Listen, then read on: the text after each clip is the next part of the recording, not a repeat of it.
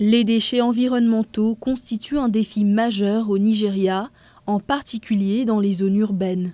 Dans les rues d'Osogbo, dans l'état d'Osun, Jonathan Olan-Lokun se transforme en super-héros écolo. Il s'habille en Spider-Man, l'homme araignée, pour ramasser des ordures et améliorer l'environnement. 2004 est l'année où j'ai commencé à faire mon travail d'activiste environnemental. Je nettoie les rues, j'explique aux gens comment ils peuvent garder leur environnement propre, mais beaucoup de personnes ne me prennent pas au sérieux. Cela me rend triste, mais cela ne m'empêche pas de faire du bon travail. J'ai continué à faire cela jusqu'en 2021, puis j'ai commencé à porter le costume de Spider-Man, l'homme araignée, et là j'ai vu des résultats positifs. Les gens ont commencé à me prendre au sérieux et j'en suis heureux. Je suis content que les gens soient désormais plus soucieux de leur environnement. Le costume de Jonathan lui permet de se faire remarquer et d'attirer l'attention sur le problème des ordures dans les rues. Mais le Spider-Man écolo a également des détracteurs. L'un des préjugés dont je fais l'objet lorsque j'enfile le costume de Spider-Man, ce sont les critiques en ligne et hors ligne. Les gens me trouvent corpulent, ils disent « voici Spider-Man » avec une bedaine.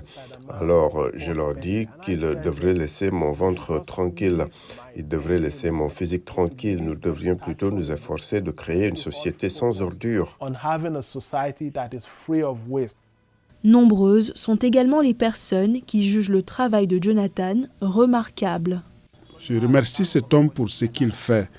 Il rend notre environnement propre. L'un des principaux défis de la gestion des ordures au Nigeria est le manque d'infrastructures et de ressources adéquates pour la collecte et l'élimination des déchets.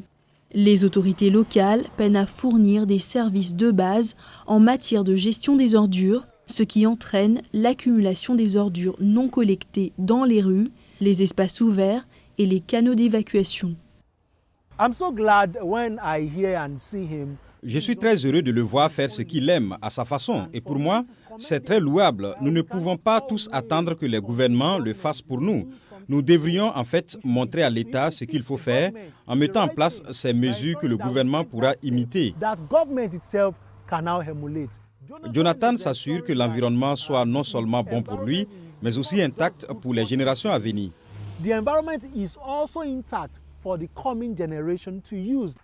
Chaque année, les Nations Unies estiment qu'environ 11,2 milliards de tonnes de déchets solides sont collectés dans le monde. À l'origine d'environ 5% des émissions mondiales de gaz à effet de serre, ils représentent une menace importante pour les écosystèmes et le bien-être humain.